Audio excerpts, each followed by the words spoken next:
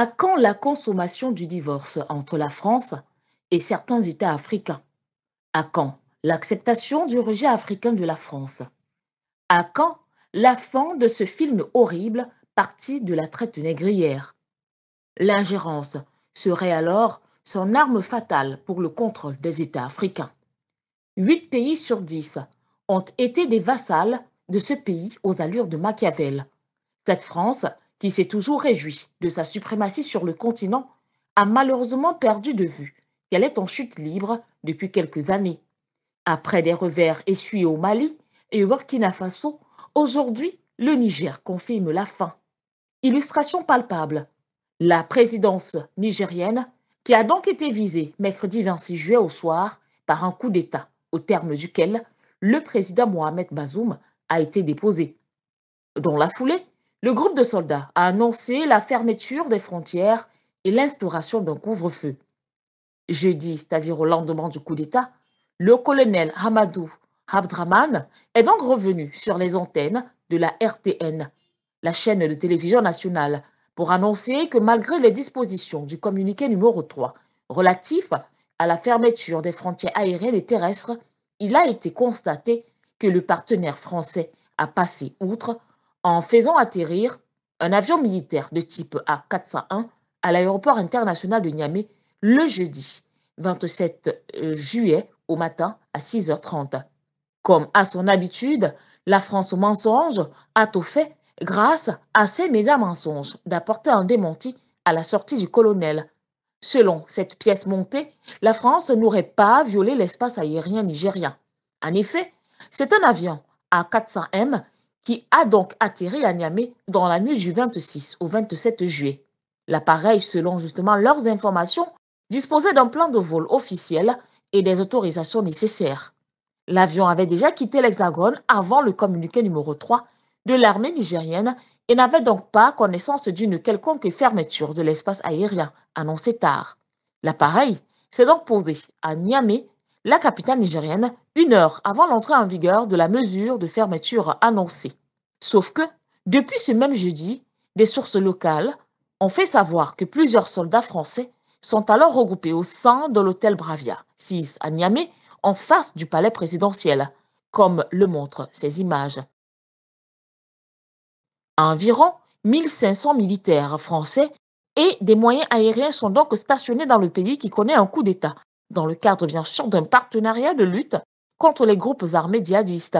Le Niger est devenu ces derniers mois le principal point d'appui de Paris dans la région. Ce coup d'État est tout simplement un coup dur pour Paris. Un pas de plus dans la relation diplomatique qui lie Moscou et Bangui.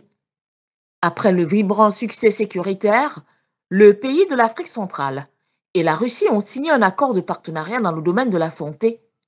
Annonce donc faite par le ministre centrafricain de l'Éducation, de la Recherche scientifique et de l'innovation technologique lors de l'ouverture du sommet Russie-Afrique à Saint-Pétersbourg. Selon Jean-Laurent Sissa Magalé, ministre de l'Enseignement supérieur de la République centrafricaine, l'ambition est donc de développer conjointement des vaccins et de créer des centres scientifiques pour échanger leur expérience, après bien sûr la signature d'un accord avec le ministère russe de l'Éducation et de la Science lors du sommet Russie-Afrique à Saint-Pétersbourg. L'accord porte donc sur la coopération entre la Russie et la République centrafricaine dans le domaine humanitaire, mais aussi dans le domaine de la sécurité et de la santé, non seulement des humains, mais aussi de toute la faune. L'accord porte également sur l'éducation et les échanges d'étudiants et de scientifiques en vue d'une coopération entre les deux pays au plus haut niveau. Il concerne aussi les nouvelles technologies et le développement des vaccins. Il y a quelques mois, des sources gouvernementales laissaient alors entendre que le partenariat avec la Russie pouvait intensifier la formation des médecins centrafricains afin d'avoir un impact bénéfique sur la santé de la population. Le Forum économique humanitaire Russie-Afrique, qui fait donc partie du sommet Russie-Afrique, qui a commencé le 27 juillet à Saint-Pétersbourg, s'achève donc ce 28 juillet 2023. Rappelons que le premier sommet Russie-Afrique s'était déroulé en 2019 dans la station balnéaire russe de Sotchi. La signature des accords gagne du terrain dans la coopération russo-africaine. L'Ouganda est à présent qualifié comme un partenaire d'affaires clé de la Russie sur le continent africain. Les deux pays amis ont signé hier jeudi un accord pour la construction d'une centrale nucléaire. L'annonce a été faite par le président ougandais Yoweri Museveni à l'issue des entretiens menés avec son homologue russe Vladimir Poutine à Saint-Pétersbourg où se déroule le sommet Russie-Afrique. Selon le président russe, Moscou et Kampala sont solidaires concernant les questions internationales, en particulier sur la construction d'un monde multipolaire équitable. Pour le chef de l'État ougandais, collaborer avec la Russie dans la production de batteries et d'accumulateurs est un bon investissement. Il a en outre invité les entreprises russes à participer à l'exploration pétrolière en Afrique de l'Est et proposé à Moscou de collaborer dans la construction de satellites spatiaux. Les deux pays réaffirment donc les liens d'une longue histoire d'amitié, de coopération mutuellement bénéfique. Pour rappel, un mémorandum d'entente relatif à la construction de plusieurs centrales nucléaires avait déjà été signé en novembre 2016 lors d'une rencontre entre le président ougandais et un représentant de Rosatom State Atomic Energy Corporation. Grâce à cet investissement estimé à 3 milliards de dollars, les autorités assureraient autant l'approvisionnement énergétique que le développement économique du pays. En juillet 2022, l'exécutif ougandais a annoncé, à l'issue d'un entretien avec le ministre russe des Affaires étrangères, Sergei Lavrov, avoir demandé l'aide de la Russie pour construire la première centrale nucléaire du pays d'ici 2032.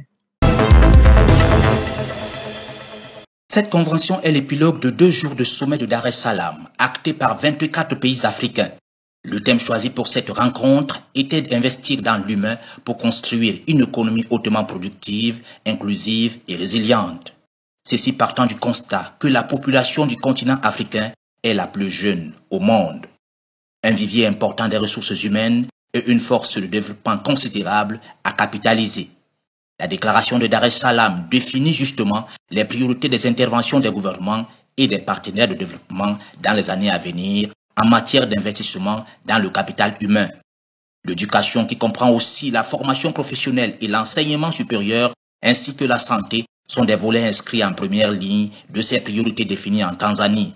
Les signataires de la déclaration reconnaissent ainsi que l'investissement dans le capital humain pour mettre fin à l'extrême pauvreté passe par l'éducation, le renforcement des compétences, des emplois de qualité, la santé et la nutrition.